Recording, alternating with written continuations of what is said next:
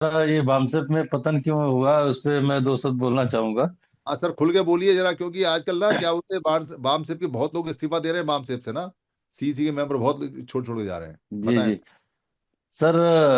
Sir Kanshiram साहब से लेकर के दीना भाना और डीके माननीय खापर्डे साहब, इन्होंने मिलकर के और बामसेफ की स्थापना की, वो तो सभी को पता है। वो जिसका स्टार्टिंग में शुरुआती दौर में जो उद्देश्य था पहले आप सर ये बताइए, सबको हम्म। यहाँ 207 लोग बैठे हुए हैं, कि आपका बाम सेफ में कब से कब तक का रहा, क्योंकि जब तक आप अपने बारे में नहीं बताएंगे आपकी बात का वजन ज्यादा नहीं आएगा। आप अपना पूरा टेनर बताइए कि बाम सिंह में आपने कितना जीवन दिया, कितना पैसा दिया, कितना टाइम दिया, उसके बाद बताइए तो ज्यादा असर होगा। सर पहले तो मैं अपना परिचय बताता हूँ। मैं अवधेश कुमार, और मैं स्टूडेंट इंजीनियर इलेक्ट्रिकल ओएनजीसी से अभी अक्टूबर में रिटायर हुआ हूँ। और विगत लास्ट जो है, मैं 90 से भी नहीं, 1983 से बामसेफ से जुड़ा हूँ। और मैं 1983 करीब प्लस 30। 17, 17 और 24 कितने साल हो गए? 41 साल हो गए सर आपको। जी जी जी।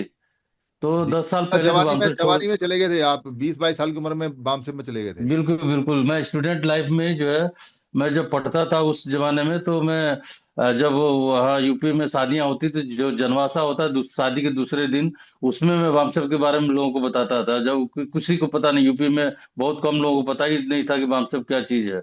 तब उस जमाने में हवा। मैं बताते थे हम लोग। और वहां से फिर मैं स्टूडेंट लाइफ में, मैं उस समय आईपीएस और आईएएस लोग जो होते थे, वहां जाकर के मैं बताता था, बड़े अफसरों को जो है, कि बामसेफ क्या चीज है। तो उस शुरुआती दौर में बहुत अच्छा काम हुआ और रिजल्ट भी हमें मिले। लेकिन शुरू शुरू में जब रिजल्ट मिलना चालू हुआ, तो कांसीराम साहब जब कन्याकुमारी से कश्मीर तक जब साइकिल यात्रा निकाली, पूरे देश में, पूरे इंदिरा गांधी के टाइम में पूरे देश में पेपर में कांसीराम का ही पूरा आ गया। तो इंदिरा गांधी भी घबराई और कांसीराम साहब को बुलाया कि भाई आप हमारे कैबिनेट में आ जाओ, मैं आपको मिनिस्टर बना देती हूँ, मेरे को आपको राष्ट्रपति बना देती। तो बहुत सारे लालच आए, लेकिन संत कांसीराम साहब, हमारे फकीर साहब जो है, वो लालच में आए नहीं। और उन्होंने अपना उद्देश्य पूरा किया, और बहन मायावती जी को 4 से 5 बार मुख्यमंत्री बनने का मौका मिला। लेकिन जो विजन था कांसीराम साहब का, वो विजन जो है पूरा नहीं हुआ, अधूरा रह गया। क्योंकि उनका था कि हमें 85% मतलब समण लोगों को लेकर के चलना है। लेकिन बहन मायावती जी के आने के बाद बमण लोगों की एंट्री हुई, और बमणों ने एक साजिश के तहत उसमें घुसे, और घुस करके उसको खत्म करने का जो बीड़ा उठाया था। आज वो परिस्थिति आप देख रहे हैं कि कोई बीएसपी का नाम लेने का भी तैयार नहीं है। ठीक उसी तरह से जब एक राजनीतिक पार्टी बनी, बीएसपी, डीएस 4 पहले बना, उसके बाद बीएसपी बनी।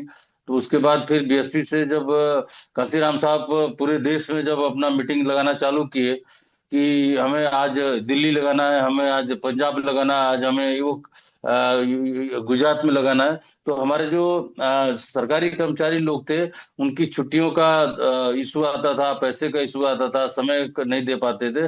तो देखा कि भाई, और सीडीएस, जो सीडीएस रूल लागू होता है, वो रूल भी उनको आड़े आता था पॉलिटिकल में। तब उन्होंने कुछ लोगों ने मिल करके और उसको रजिस्ट्रेशन करा लिया वामसिप को, और उन्होंने एक कॉन्स्टिट्यूशन बना करके और चलाया।